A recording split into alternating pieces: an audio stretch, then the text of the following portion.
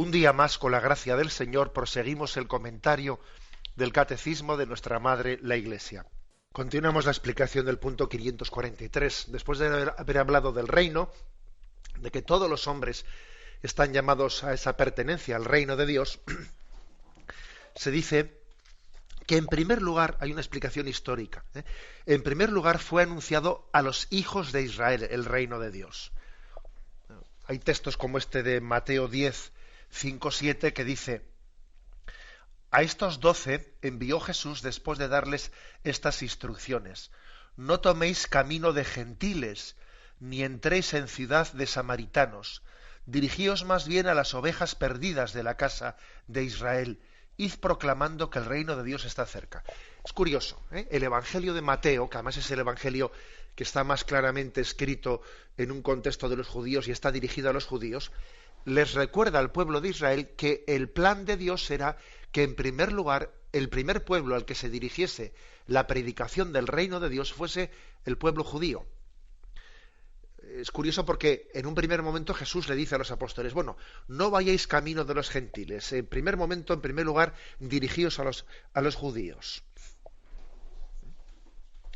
Y es en un segundo momento cuando esa predicación se abre al resto del mundo. Y en gran parte también, bueno, porque era la voluntad de Dios, pero también en gran parte porque lo provoca el rechazo de una parte importante del pueblo judío que no acepta esa predicación de Jesucristo. Ahora, aún hará la pregunta: bueno, vamos a ver, ¿y si el pueblo judío hubiese aceptado la predicación de Jesucristo así, digamos, íntegramente todo el pueblo judío, no se hubiese dirigido esa predicación después al resto de los pueblos? Por supuesto que sí, pero hubiese sido realizada pues por el mismo pueblo judío, que se hubiese convertido en el altavoz de Jesucristo ante todos los pueblos. Es decir, el plan de Dios era que el mismo pueblo judío fuese el predicador de Jesucristo. Y en parte lo fue porque, bueno, de hecho todos los apóstoles eran judíos, pero en parte no lo fue porque fue también rechazado por una parte importante. Bueno, en primer lugar es anunciado a los hijos de Israel, pero sin embargo está destinado a acoger a todas las naciones. Y, por ejemplo, el propio Evangelio de San Mateo, que es un evangelio, decía, de un contexto pues más de ambiente judío, cuenta episodios como en Mateo 8:11, el de aquel centurión romano que tenía un criado enfermo en casa y fue corriendo ante Jesús y le pidió que le ayudase a Jesús. Es un pasaje conmovedor porque fijaros que a veces los paganos pues podían tener una relación con sus criados de amo y esclavo. Y sin embargo este centurión romano no únicamente no le trataba como un esclavo a su siervo, sino que a Jesús le dice: Señor, mi criado yace en casa paralítico y con terribles sufrimientos. Y este centurión sufre por su siervo.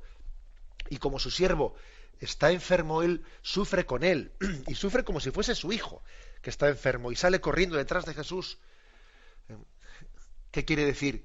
Que el reino de Dios ha empezado a ganar el corazón de ese centurión romano, porque no trata a su siervo como un esclavo, sino le trata como a un hijo y sufre con el sufrimiento de su siervo. El reino de Dios ha entrado en ese pagano, en ese romano. Y entonces Jesús lo reconoce y dice: os aseguro que en Israel no he encontrado en nadie una fe tan grande. Y dice Jesús: y os digo que vendrán muchos de Oriente y de Occidente y se pondrán a la mesa con Abraham, Isaac y Jacob en el reino de los cielos. O sea, un judío al que le están anunciando este episodio, desde luego se da cuenta de lo que se está diciendo. Ojo, que este reino de Dios, aunque se ha anunciado en primer lugar a Israel, es para todo el mundo. Y vendrán de Oriente y Occidente y se sentarán a la mesa de Abraham, de Isaac y de Jacob en el reino de los cielos. ¿Qué hace falta para entrar en este reino? Y dice el catecismo: para entrar en él es necesario acoger la palabra con fe. La palabra de Dios se compara a una semilla sembrada en el campo. los que escuchan con fe y se unen al pequeño rebaño de Cristo, han acogido el reino. Después la semilla por sí misma germina y crece hasta el tiempo de la siega. Se compara pues a una semilla. El reino de Dios es la siembra de la gracia, que la gracia en sí mismo incluso es invisible. La gracia de Dios es invisible, pero es como la levadura que es capaz de cambiarte la vida. La levadura cambia la masa y la gracia de Dios te toca el corazón, pero te cambia la vida. Es invisible, pero es potentísimo. Pesa más que todo el materialismo del mundo. La gracia de Dios es más potente que el materialismo.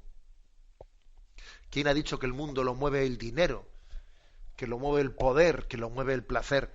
La gracia de Dios es capaz de hacer que todo el dinero del mundo no sea nada, o que el poder pueda ser despreciado por alguien que entienda que no vale nada, o que el placer pueda ser perfectamente mortificado, ofrecido a Dios, etcétera. Por eso dice que es como una semilla pequeña, que cuando allí cae la semilla nadie la ve, pero es que luego crece y se transforma en un gran árbol y nos cambia la vida. Bueno, esa imagen del reino es como decirnos, Dios ha venido no a no respetar nuestra vida, la respeta plenamente y respeta sus ritmos pero ha venido no a romper con nuestra historia, sino a entrar como una semillita en ella, para que aunque la historia aparentemente sigue igual que antes de haber conocido a Dios, en realidad desde que hemos conocido a Dios y nos hemos abierto a su gracia, todo va cambiando, todo va floreciendo. Si alguien tiene, imaginaros, ¿no? Pues unos problemas de familia y tiene sus problemas laborales y sus problemas de salud y muchas cosas, y de repente se abre a la semilla del reino, se abre a la gracia de Dios. Hombre, continúan los problemas de salud, continúan los problemas de familia, continúan los problemas laborales, todo lo que tiene en torno a él, sus proyectos y tal, pero la semilla del reino ha caído en él y lo va fecundando todo, lo va transformando todo. Es vivir en Cristo, vivir en Cristo la vida, la existencia. Bien, esta es la imagen que se pone. Pasamos al punto siguiente. El reino pertenece a los pobres y a los pequeños, es decir, a los que acogen con un corazón humilde. Jesús fue enviado para anunciar la buena nueva a los pobres. Los declara bienaventurados, porque de ellos es el reino de los cielos. A los pequeños es a quienes el Padre se ha dignado revelar las cosas que ha ocultado a los sabios y prudentes. Lo dejamos aquí y luego seguimos leyendo. He aquí una condición para poder acoger, abrirse al reino de Dios. ¿Cuál es la condición? Ser pobre y pequeño, ser humilde. Bueno, alguno puede preguntar, a ver, ¿en qué consiste ser pobre y ser pequeño? ¿Cómo podríamos traducir eso?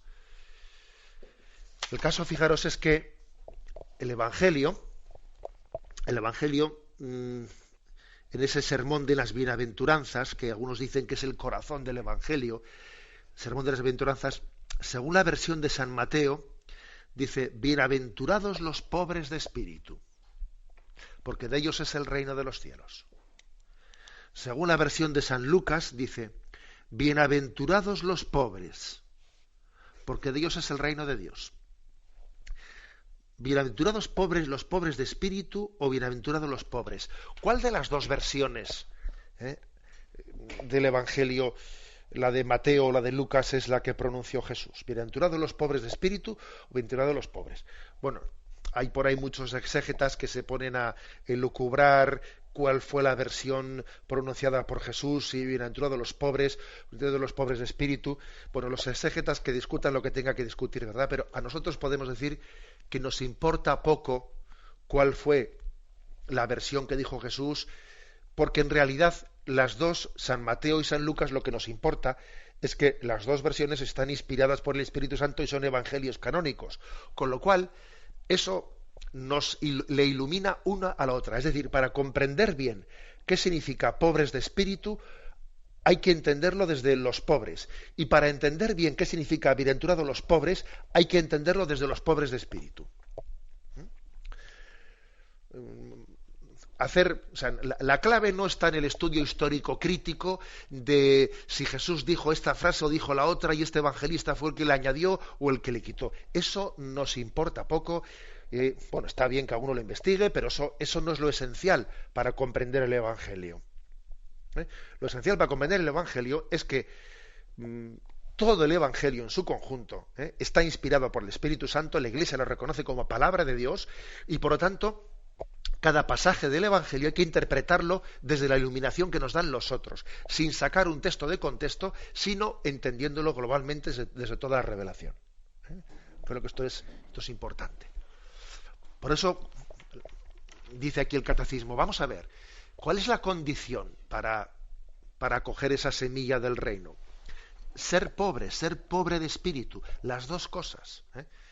¿Qué significa ser pobre de espíritu? Creo que ya os conté en una ocasión la anécdota de que estando con un grupo de chavales en confirmación, se me ocurrió preguntarles, a ver, ¿sabéis qué pensáis que significa ser pobre de espíritu? Y va un chico y me dice, pues hombre, ser pobre de espíritu es suspender en la asignatura de religión. Me digo, bueno, la verdad es que me reí un rato con él y le dije, pero no, eso no significa ser pobre de espíritu, es otra cosa. Bueno, salidas de los chavales que a veces nos hacen reír. Bueno, ser pobre de espíritu, obviamente, ser un anahuín, que así también se dice, ¿no? En el hebreo del Antiguo Testamento, es una referencia a esperarlo todo de Dios. Yo lo espero todo de Él. Dios es mi tesoro.